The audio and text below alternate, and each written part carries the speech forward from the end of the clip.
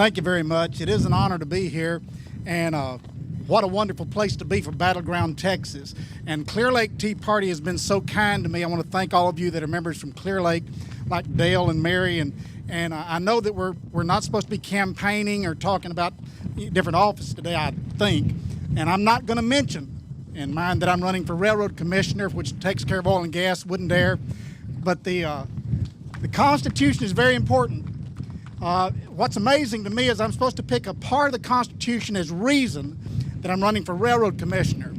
And I'm going to take the 10th Amendment, which is the separation that we as a state, anything we can do, the federal government is supposed to stay away from.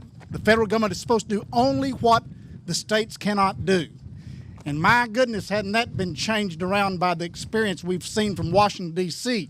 over my lifetime. But I think more importantly, you go back to the Founding Fathers' words of why we're even here as a country. And I love the part that says the reason in our birth certificate, which is our founding document, says that we're here for life. And that kind of, we're endowed by our Creator to watch over life, liberty, and the pursuit of happiness. And folks, the reason Texas is different from California, like it's been mentioned, one reason is because we as Texans have had significant help from the good Lord in natural resources under our earth called oil and gas. And I guess the 10th Amendment says, Mr. Obama, we don't want you to have our oil and gas. And he's trying to take it as hard as he can. The Sierra Club and the Obama administration's EPA has come after Texas oil and gas just this week.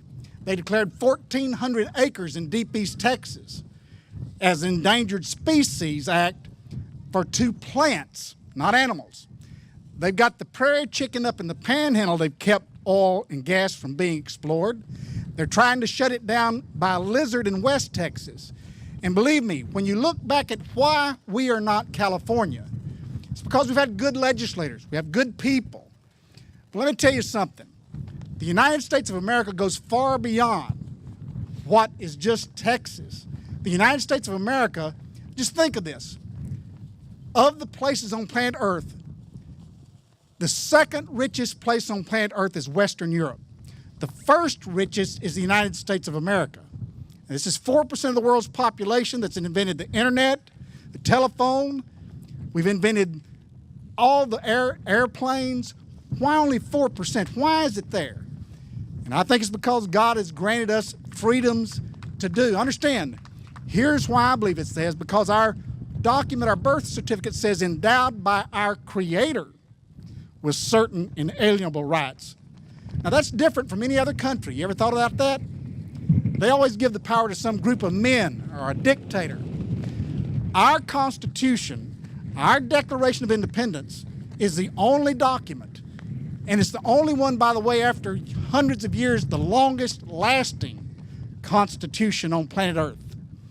And you got to understand, if we have a deity as our boss, and we're endowed by our Creator with individual life, liberty, and pursuit, other countries don't have it that way. They turn to whoever's in control. Men are in control. And when men are in control, that means you've got to basically say men are good. Hate to tell you, there have been a few bad guys and gals around the world since I've been around.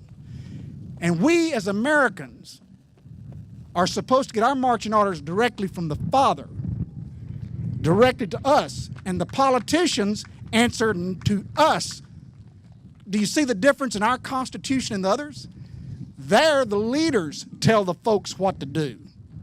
In America, our Constitution, our Declaration of Independence gives that power to the Almighty and to us as individuals. Then we tell the politicians what to do. But what's happened over the last many years, folks, is we've kind of bailed out on a little of that, especially with this last president, the one we have currently. Now, I know all of you know of Obamacare.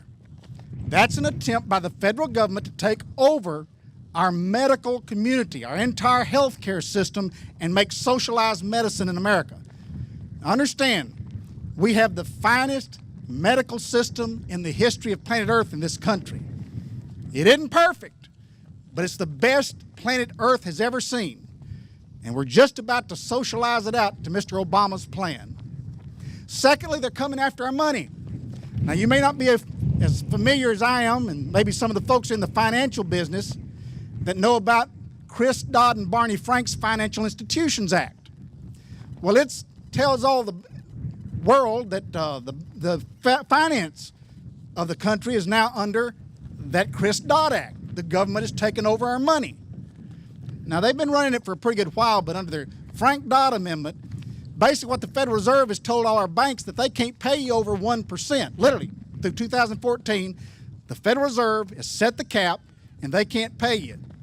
What are they doing with the money then? The banks are getting 3% from the federal government. They're paying you nothing. So the banks are making a pretty good profit to loan the money back to the federal government. What are they doing with it? They got the printing presses going 24 hours a day and putting our great-grandchildren in $20 trillion of debt, and that's where they're getting the money from.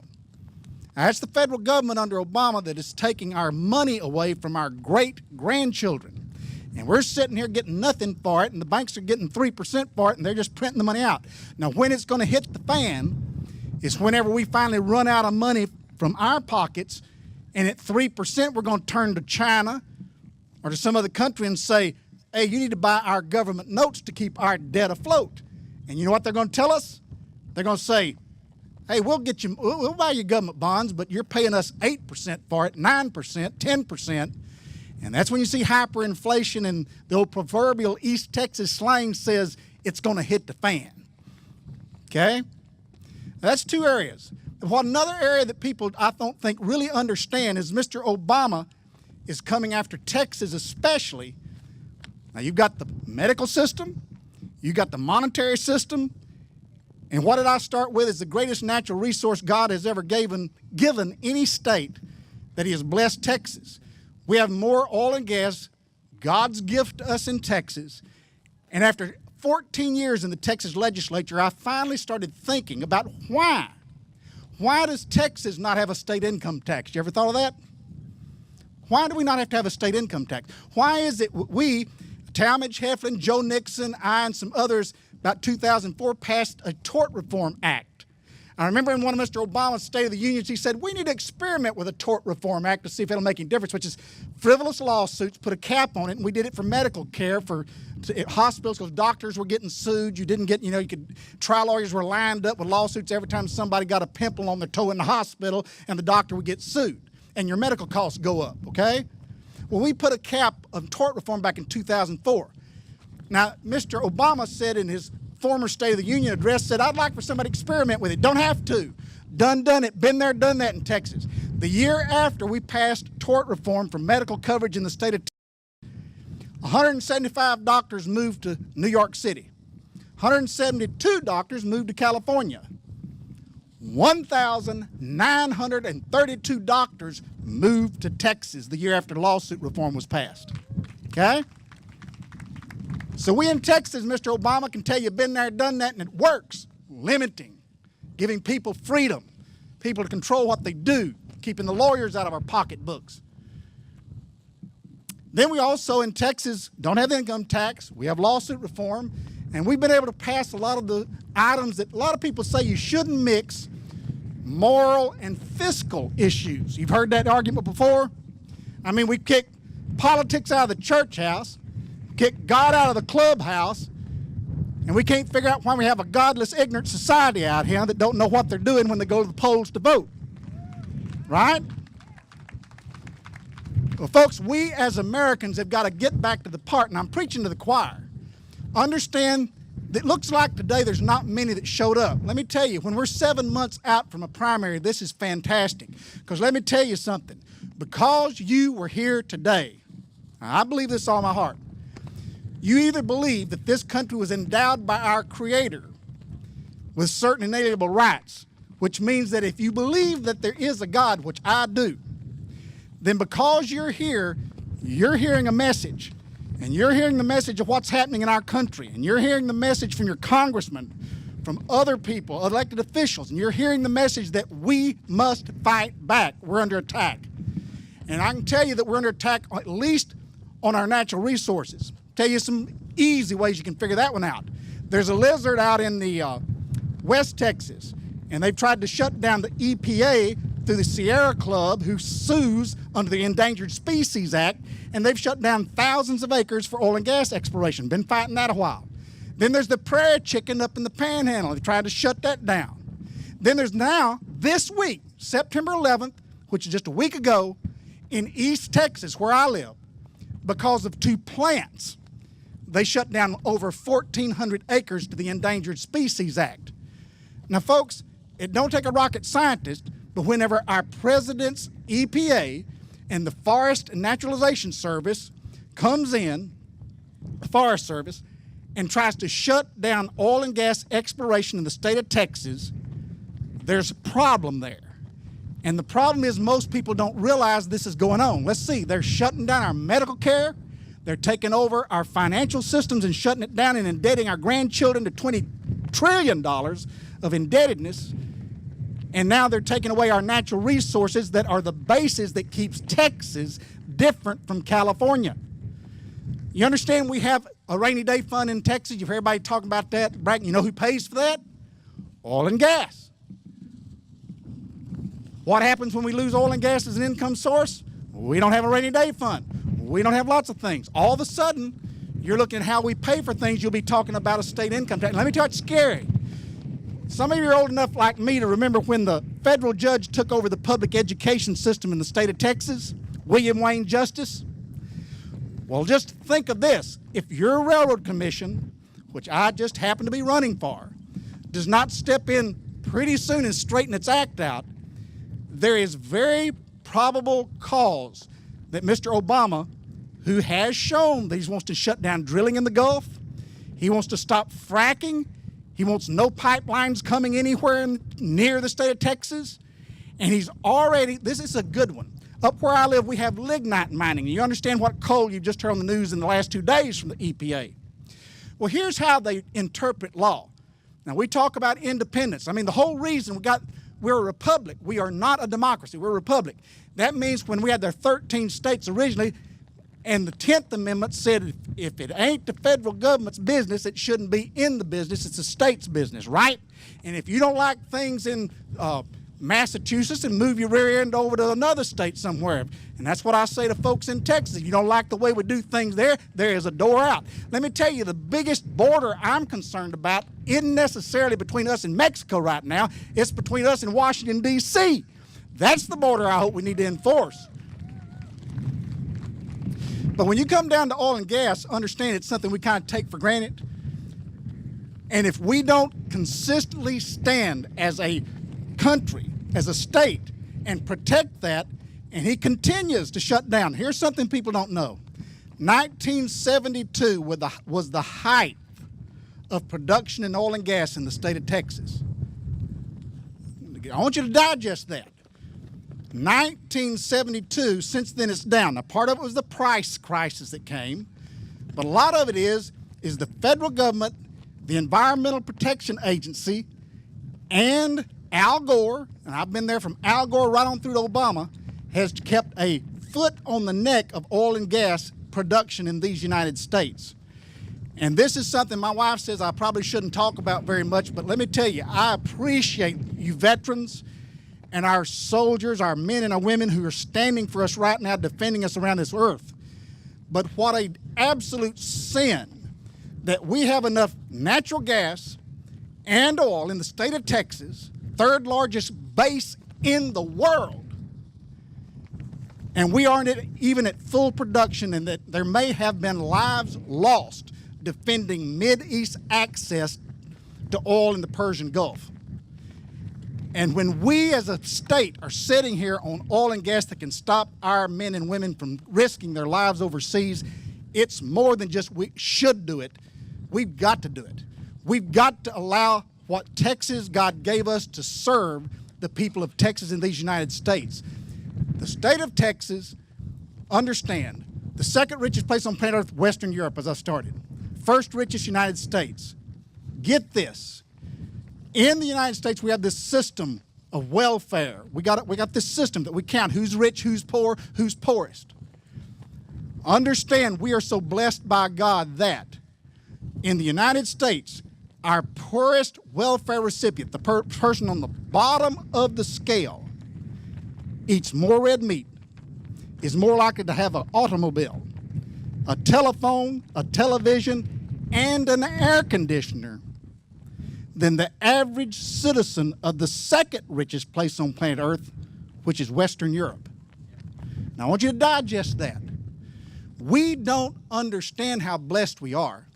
And what I want to charge you with today, with this God, you, then the government control, is the responsibility that I have and you have as an individual before God to get involved in this political system.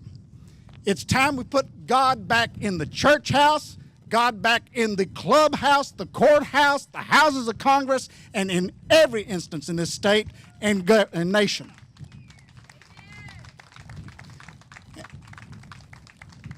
Now, I've talked too long and hot air is cheap, but I just want to tell you that I am running and I'm not politicking at all. I am too. But folks, I'm very concerned. I spent 14 years in the Texas House. I dedicated a lot of my life to that.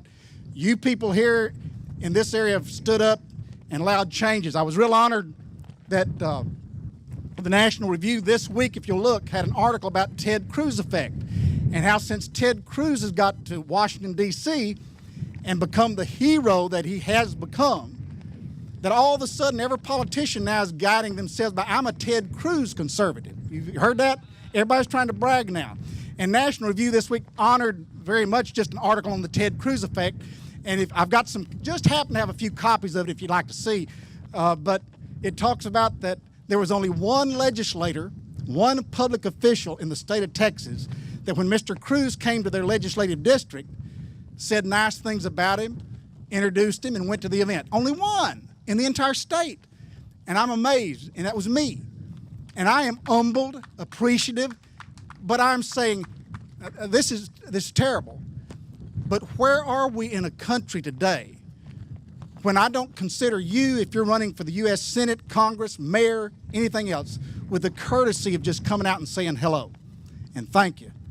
You've done that today to us. You've cared enough to come out at a time when others wouldn't. And because of that, I encourage you to sign up as a member of this Battleground Tea Party. And if you don't live here in this community, then Clear Lake Tea Party. If you don't live there, wherever you live, Kingswood, there's tea parties there.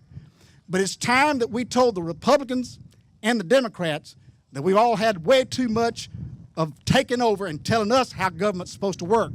We, the people, are ordained by our Creator with inalienable rights, and they answer to us. Let me close with this. Wonderful evangelist Henry Blackaby, news was this week, that had written a book called Experiencing God, Knowing and Doing the Will of God. Been a great force in my life. If you've never read that, it's a tremendous work to read. But he left his home in Tennessee this week and just didn't come back. They don't know where he is.